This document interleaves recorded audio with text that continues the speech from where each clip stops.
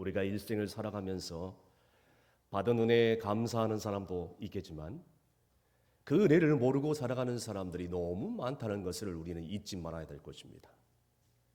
주님의 은혜가 뭔지, 하나님의 은혜가 뭔지를 아는 사람은 감사하고 행복한 삶을 살 수 있겠지만, 하나님의 은혜가 뭔지, 아니 하나님이 계신지 안 계신지, 주님이 계신지 안 계신지, 예수님이 나와 무슨 상관이 있겠는가 하면서 그 은혜를 모르고 깨닫지 못하고 더 나아가서 받은 은혜에 감사하지 못할 때 사람들은 상당히 불행하고 어두운 삶을 살아갈 수밖에 없다는 것입니다.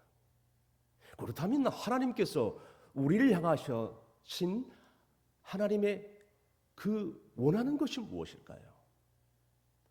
정말 그 은혜에 우리가 어떻게 하면 보답하는 삶을 살 수 있을까요? 오늘 본문에 보면 하나님께서 우리에게 주시는 귀한 메시지가 담겨져 있는데 너무나도 귀한 말씀이 담겨져 있습니다.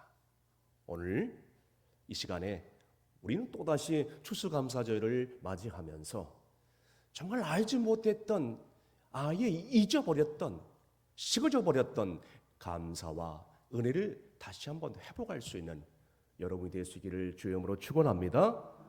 첫 번째는 어려웠던 과거를 잊지 말아야 된다는 것이죠. 오늘 본문 말씀 12절 말씀 스크린을 보시고 다 함께 읽겠습니다. 한 마을에 들어가시니 나병 환자 몇 명이 예수를 만나 멀리 서서 아멘. 여러분, 우리 옛날에 이 문둥이라고 많이 놀려댔습니다. 지금은 나병이라고 얘기를 하고 또 고상한 말로 한센병이라고 얘기합니다.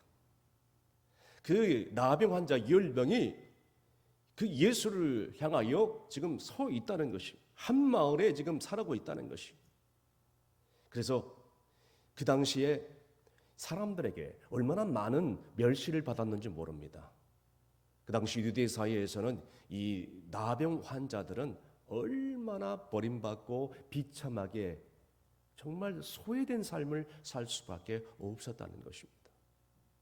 자, 이런 상태에서 이제 고통 가운데서 살아갈 수밖에 없었는데, 그보다 견딜 수 없었던 것은 육체적으로는 살갗이 떨어져 나가고 피고림이 흘러나가고, 그리고 또 더 나가서 정말 얼굴이 찌그러지고 눈이 하나 떨어져 나가고 손가락이 떨어져 나가고, 그리고 더 나가서 이제는 흉측한 모습으로 변해버리는 것이에요.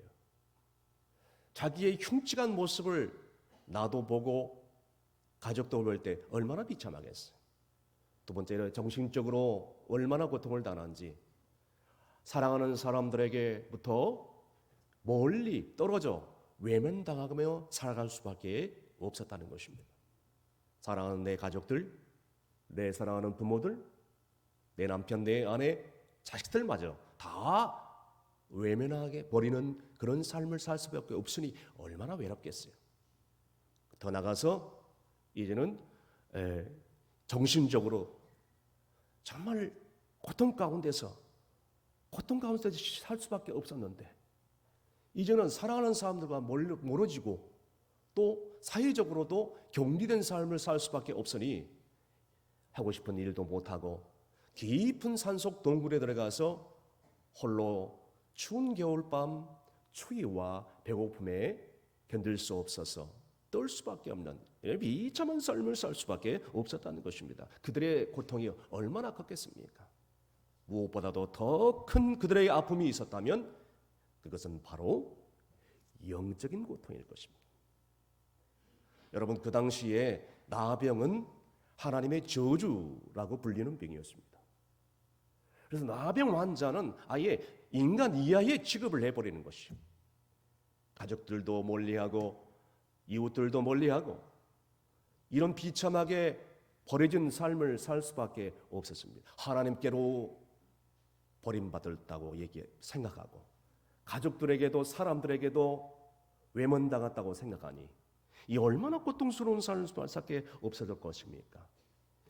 그런 가운데서 그들이 주님께 나와서 고침받았다는 것은 정말 얼마나 감사하고 감격할 일이 아니고 뭐겠습니까? 자, 그러나 그들 마음 가운데 이런 마음에 감사가 없었다는 것입니다. 아니, 죽을 병에서 살려준 그 놀라운 은혜에 감사해야 되는데 왜 그랬을까요?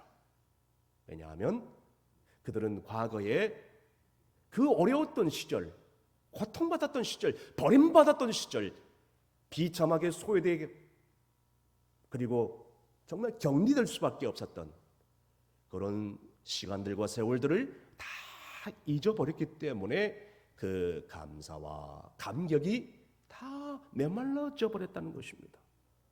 오늘날에도 우리가 이 험한 인생을 살아가면서 정말 육체적인 각종 질병 때문에 얼마나 고통스러운 삶을 살아갑니까? 정신적인 질병, 우울증, 조울증, 정신적인 장애, 공황장애, 기타 등등으로 오늘 수많은 사람들이 고통 가운데 있지 않습니까? 자, 그런데 그뿐만 아니라 가정에서도 얼마나 어려운 그런 일들이 일어납니까? 사랑하는 사람들이 떠나가 버리고 외면당하고 배신해버리는 그런 큰 아픔과 고통 가운데 살아갈 수밖에 없습니다. 자, 그런데 이 버림받은 아픔, 그 고통 속에서 무엇보다도 중요한 것은 하나님이 나를 사랑하지 않았다. 하나님이 나를 버리셨다. 하나님, 사람이 나를 버리셨고 하나님도 나를 버리셨다고 느껴질 때에 그 사람의 마음의 고통은 오죽할까요? 이런 말할 수 없을 겁니다. 상상할 수 없을 것입니다. 자, 그런데 우리가 지난날 살아오면서 어려웠던 과거의 시절의 그 고통과 어려웠던 그 시간들을 되새기면서 우리가 얼마나 그 사랑에 감사하고 감격 가운데 있었느냐 이겁니다. 그것을 다 잊어버렸기 때문에, 과거에 대한 감사가 다 메말라 버렸기 때문에, 잊어버렸기 때문에 우리의 심령 가운데 이제는 감사가 사라지고 스스로 불행을 자초할 수밖에 없었다는 것입니다.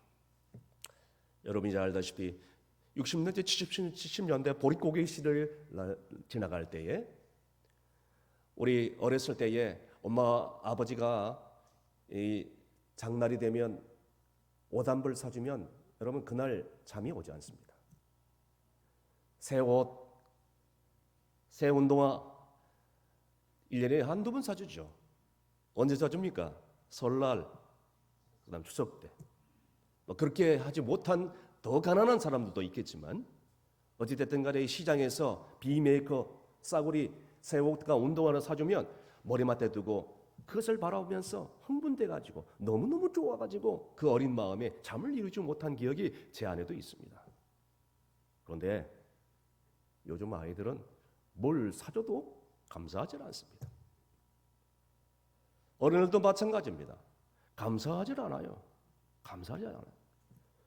어느 유치원에서 교사가 아이들에게 선물을 누군가가 사주면 뭐라고 대답해야 되죠? 라고 물어봤답니다. 그때 어떤 아이가 손을 들더니 고맙습니다, 감사합니다 이렇게 대답한 아이도 있겠지만 어떠한 한 아이는 이렇게 대답을 했다고 합니다. 뭘 이런 걸 다. 당연히 그렇게 생각한다는 것입니다. 어린아이뿐만 아니라 어른들도 마찬가지입니다. 선물을 사줘도 뭔가 대접해도 감사가 잊어버려요. 감사를 알지 못하는 거예요. 요즘 현대를 살아가는 사람들의 입에서 제일 많이 나오는 단어가 지겹다라는 단어입니다. 너무 많이 먹어서 지겹다. 너무 많이 자서 지겹다. 저 사람 만나는 것도 지겹다. 이것도 지겹다. 저것도 지겹다. 심지어는 내 부모, 내 형제, 내 친척, 내 자식들 얼굴 보는 것도 지겹다라고 생각하는 사람들도 있습니다. 더 나아가서 예수 그리스도를 나가는 교인들도 이런 말을 하는 사람도 있습니다. 교회에 나오는 것도 지겹다. 예배 드리는 것도 지겹다. 심지어 이런 사람들도 있습니다. 제가 청년들을 데리고 이 소록도 교회에 수련회를 몇 번 간 적이 있습니다. 여러분이 잘 알다시피 손양원 목사님이 순교했던 여수 애안교회와 소록도 교회에 너무나도 기념 있는 그런 전통 있는 교회에 수련회를 갈 때마다 저는 늘 은혜를 받고 돌아옵니다. 어느 날 그곳에 처음 갔을 때, 제가 처음 갔을 때에 저는 정말 머리털 나고 그곳에서 나병 환자를 그렇게 많이 본 적 처음입니다. 머리털이 다 없어졌죠. 얼굴이 찌그러졌죠. 눈이 하나 없죠. 코도 없죠. 손가락은 떨어져 나갔죠. 아주 흉측한 몰골의 나병 환자들이 있었는데 이 검정 선글라스를 끼고 일부러 이 교회에 와서 예배드리는 모습을 보았습니다. 저는 그 이 사람들의 예배드리는 모습을 보고 너무나도 충격을 받고 또 은혜를 받았습니다. 예배를 드리는데 말씀이 떨어질 때마다 아멘, 아멘 하고 간절히 받는 것이. 찬송이 시작되는데 손가락이 떨어져 나오고 없으니까 손목을 치면서 박수로 하나님께 찬양으로 영광을 돌리는 모습이었습니다. 찬양이 끝나고 특송의 시간이 되었습니다. 그 교회 가운데 장로님 한 분이 검정 선글라스를 끼고 하모니카로 찬송가를 부르는데 그 음률이 사람의 심령 가운데 깊이 파고드는 거예요. 하모니카 연주가 끝난 다음에 마태복음을 암송하는데 세상에 마태복음을 통째로 토시 하나 틀리지 않고 그 앞이 보이지 않는 나병 장로님께서 줄줄줄 외워버리는 거예요. 이게 뭐야? 저는 태어나서 그런 사람을 처음 봤거든요. 너무너무 충격적이었어요. 예배가 끝난 다음에 제가 그 장로님께 물어봤습니다. 장로님, 왜 나병이 지금은 나은 것 같은데 고향에 돌아가지 않습니까? 라고 물어봤습니다. 그때 저에게 그렇게 대답을 해드렸습니다. 저희가 받은 은혜가 너무나 큰데 어디로 돌아갑니까? 저희들은 이곳에 와서 주님을 믿었고 하나님의 위로를 알았고 하나님의 사랑을 알았고 나병도 지금 많이 고침을 받았고 사랑하는 가족들이 다 멀리하고 다 외면해 버렸는데 하나님은 나를 사랑하시고 나를 지금까지 함께 해주셨고 나를 버리지 않으셨고 얼마나 하나님의 위로를 받고 축복 속에 살았는데 우리가 어디를 갑니까?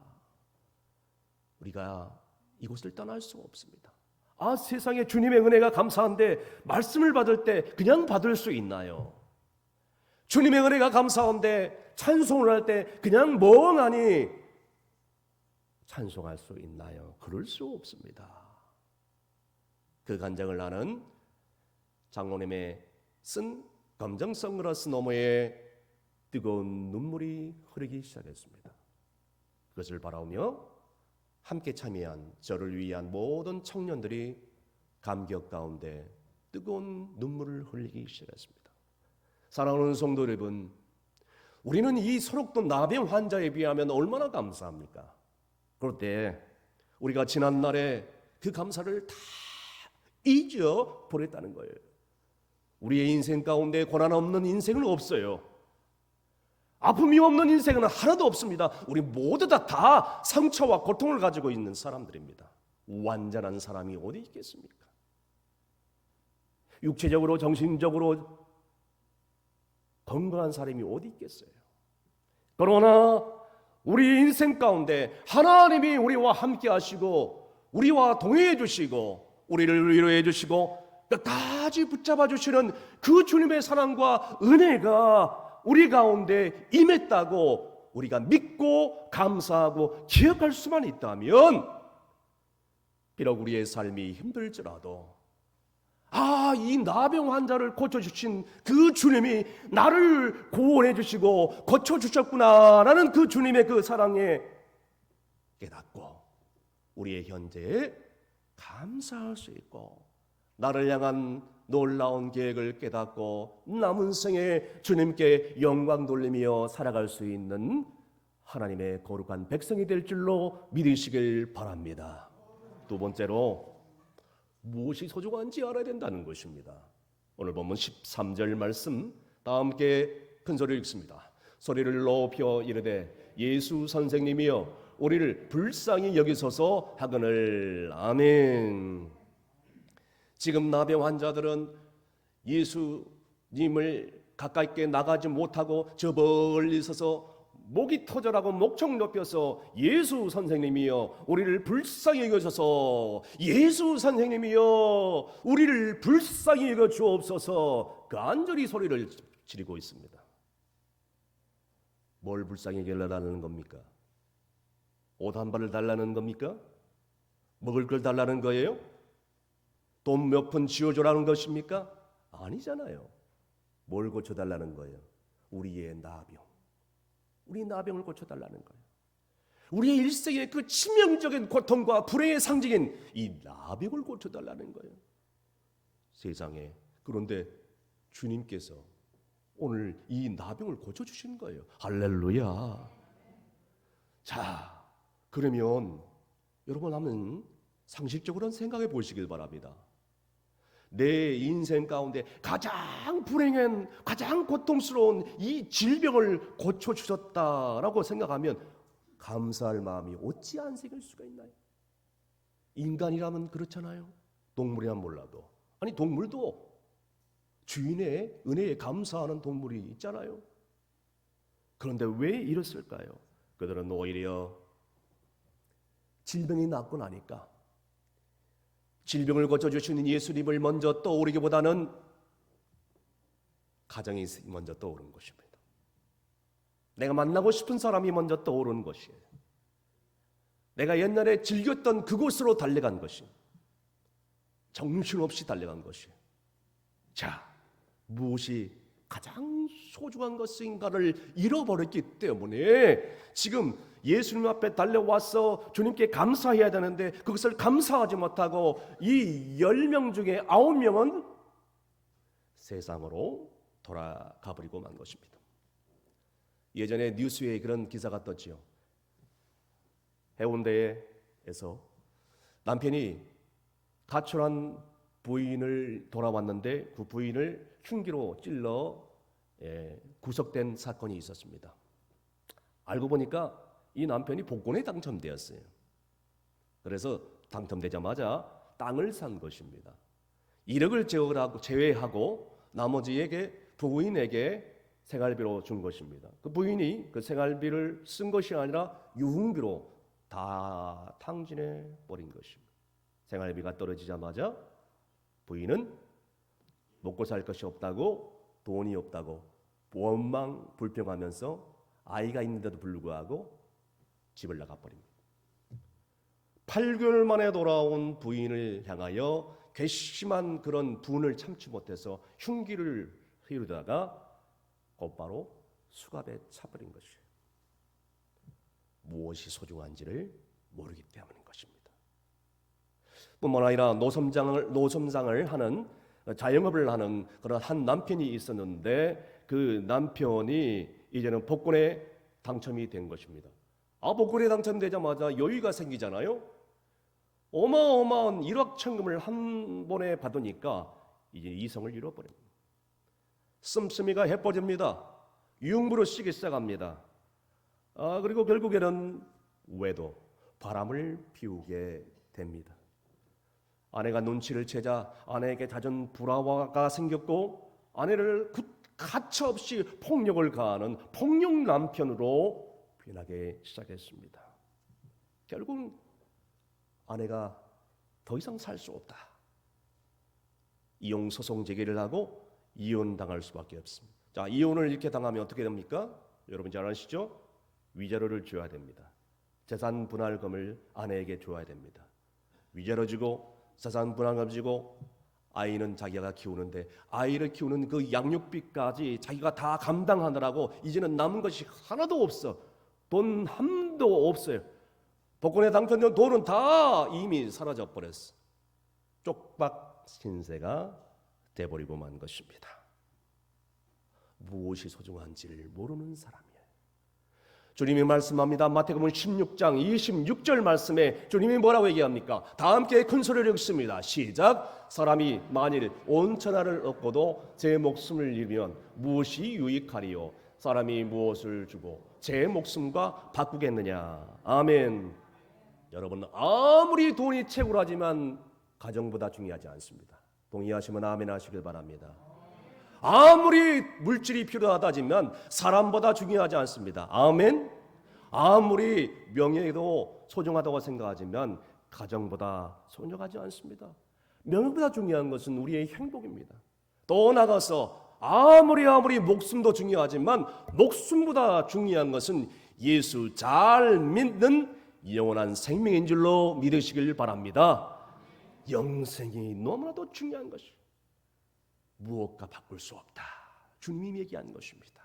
목숨과도 바꿀 수 없다. 오늘날 많은 사람들이 이 소중한 것을 모르니까 방황하며 술 취함과 그리고 불행 가운데 오늘도 살아가고 있습니다. 과거를 잃어버리고 현재에 감사하지 못하고 있는 것에 감사하지 못하고 불평하면서 살아갑니다. 그러므로 이제라도 내 마음속에 감사와 감격이 메말라갈 때 우리는 순간순간 과거에 나 같은 죄인을 살리신 주님의 그 은혜, 오늘 본문에 나와 있는 이 10명의 나병 환자를 살리신 주님께서 나를 고쳐주셨는데, 죽을 수밖에 없는 나를 살려주셨는데, 이런 생각을 계속해서 기억하면서 살아갈 수만 있다면 금방 감사를 회복할 수 있는 여러분이 될 줄로 믿으시길 바랍니다.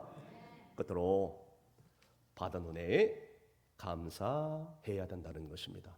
오늘 본문 17절 말씀 다 함께 읽습니다. 예수께서 대답하여 이르시되 10사람이 다 깨끗함을 받지 아니하였느냐? 그 9은 어디 있느냐? 아멘. 예수님께서 나병 환자들에게 가서 제사장들에게 너희의 몸을 보이라 얘기를 합니다. 그런데 이 10명의 나병 환자가 제사장들에게 가는 도중에 길가에서 고침을 받게 된 것입니다. 주님의 그 놀라운 은혜죠. 얼마나 이런 놀라운 기적적인 일이 아니고 뭐겠습니까? 그런데 주님 앞에 돌아와 주님께 감사하고 영광 돌려야 될 사람들이 감사를 하지 않고 10명 중에 단 한 명만 돌아왔는데 그 한 명이 누구였느냐? 사마리아 이방 사람이었다는 것입니다. 그러면 돌아온 한 명이 왜 이방인 사마리아 사람인을 어떤 게 아십니까? 오늘 보면 18절 말씀에 이런 말씀이 기록되어 있습니다. 이 이방인 외에는 하나님께 영광을 돌리러 온 자가 없느니라 라고 주님께서 단식하면서 말씀하시기 때문입니다. 여러분, 9은 유대인들이, 한 명은 유대인들이 개 취급하는 사람 취급도 하지 않는 이방 사람 사마리아 사람. 유대인들은 아마 그랬을 거예요. 우리는 구원은 따는 거나 당사나 다름없다. 우리는 율법을 지켰고 우리는 하나님의 선민이고 우리는 하나님 택한 백성이에요. 그러니까 우리는 구원받는데 전혀 지장이 없다 라고 자부감을 갖고, 헛된 자부감이죠. 어리석은 긍지심이라고 할까요? 그렇게 살아갈 수밖에 없습니다. 그러나 그 구원의 물꼬를 유대인들에게 주지 않고 돌아와 감사하는 이 한 명의 문둥 나병 환자에게 돌린 것입니다. 예수님께서 묻습니다. 그 9은 어디가 있느냐? 다시 되풀이해서 묻습니다. 그 9은 어디가 있느냐?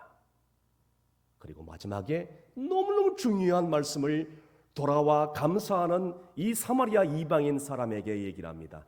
네 믿음이 너를 구원하였느니라. 할렐루야. 너무나도 중요하죠. 여러분, 주님을 만나야, 감사를 해보아야 우리가 구원받고 하나님의 은혜로 살아갈 수 있는 믿으시길 바랍니다. 여러분에게 묻겠습니다. 오늘날 어떤 사람이 감사의 사람이 될 수 있을까요? 뼈대 있는 신앙의 가문에 태어난 사람, 교회 안에 오랜 동안 교회를 드나들고 신앙생활을 하고 예배를 드렸던 사람입니까? 돈과 명예가 많은 사람입니까? 여러분, 그런 사람이 오늘 하나님의 은혜를 덧입혀 감사했던 거예요? 도대체 어떤 사람이 감사한 사람입니까? 하나님의 은혜를 알고 진정으로 감사하는 사람. 할렐루야. 주님의 은혜를 아는 사람은 나 같은 죄인을 살리신 그 하나님의 은혜를 진정으로 마음 깊이 깨닫고 아는 사람은 은혜의 사람이요, 감사의 사람이요, 구원받는 사람인 줄로 믿으시길 바랍니다. 그래서 그가 비록 이방 사마리아 사람이었지만 주님이 말씀합니다. 네 믿음이 너를 구원하였다. 그러면 이 아홉은 병 고침은 받았지만, 나병은 고침 받았지만 구원을 받았다 못 받았다? 받지 못했다. 너무너무 불행한 사람들이에요. 병 고침 받고 구원 받지 못한 무슨 소용이 있어요? 오늘날에도 우리가 신앙생활 하면서 어떻게 감사와 감격하는 사람이 될 수 있을까?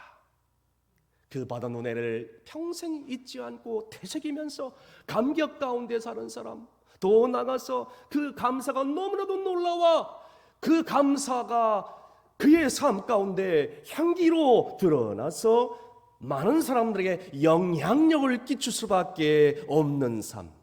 그러니까 감사가 능력이 되는 거예요. 감사가 그의 인생이 되어버려요. 말은 안 했지만 그의 감사의 삶을 통해서 저 사람이 예수 그리스도를 알게 되고 하나님의 존재를 알게 됩니다. 날 때부터 시력을 잃은 헬렌 켈러 여사가 내가 죽기 전에 사흘만 볼 수 있다면 이라는 저서에 나온 얘기입니다. 어느 날 숲을 구경하고 돌아온 친구에게 이 헬렌 켈러 여사가 물어봤다 합니다. 뭘 보고 왔니? 그때 그 친구가 헬렌 켈러 여사에게 이렇게 대답을 했답니다. 특별한 거 본 거 없는데? 특별한 게 본 거 없어. 그 얘기를 듣고 헬렌 켈러 여사는 도무지 이해를 할 수 없었다고 합니다. 그러면서 내가 사는 동안 유일한 소망은 죽기 전에 딱 사흘만 볼 수만 있다면 나는 이렇게 살아가겠습니다. 라고 하면서 저서를 썼고 그는 이 사흘 동안의 계획을 다음과 같이 짰다고 합니다. 첫째 날, 나는 나를 가르쳐 주시고 나를 인도해 주신 설러반 선생님에게 찾아가서 그의 얼굴을 쳐다볼 것입니다. 그리고 저 들판으로 가서 풀과 나무와 꽃들을 바라보겠습니다. 둘째 날, 새벽에 일찍 일어나 몬동이 트는 것을 바라보고 싶습니다. 저녁에는 영롱한 하늘의 밤하늘의 별들을 바라보겠습니다.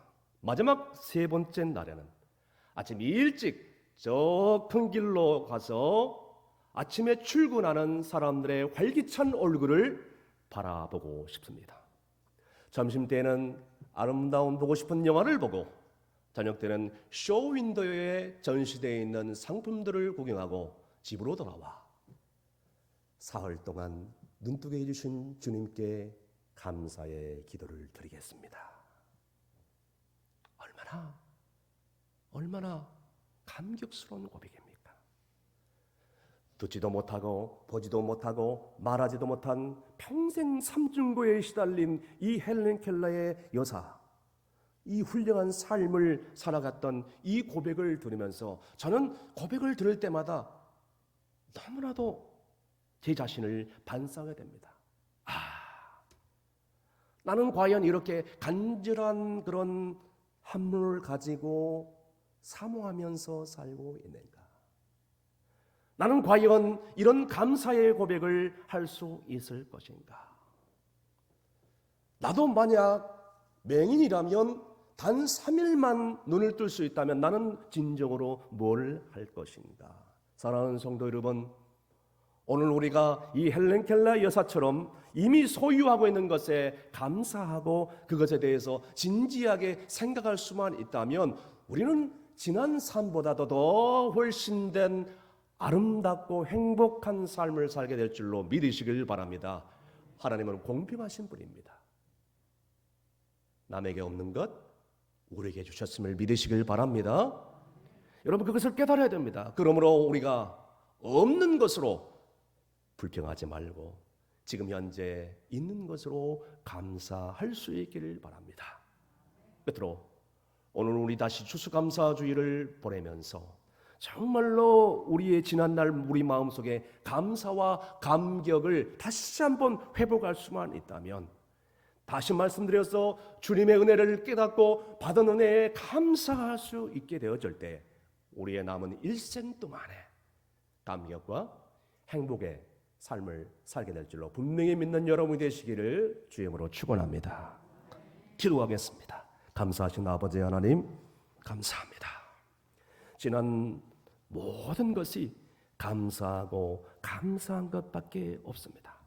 그러나 힘들고 어려운 인생을 살아가면서 우리 마음속에 이 감사를 잊어버리는 말미암아 하나님과 사람 앞에서 원망하며 불평하며 스스로 불행을 자초하면서 살지는 않았습니까? 이제는 어려웠던 과거를 잊지 않고 다시 한번 감사를 회복하게 하여 주시옵소서. 무엇이 소중한지를 깨닫게 하여 주시옵소서. 받은 은혜에 감사하며 은혜를 알고 보답하는 축복의 통로가 되게 하여 주시옵소서. 예수님의 이름으로 기도합나이다. 아멘.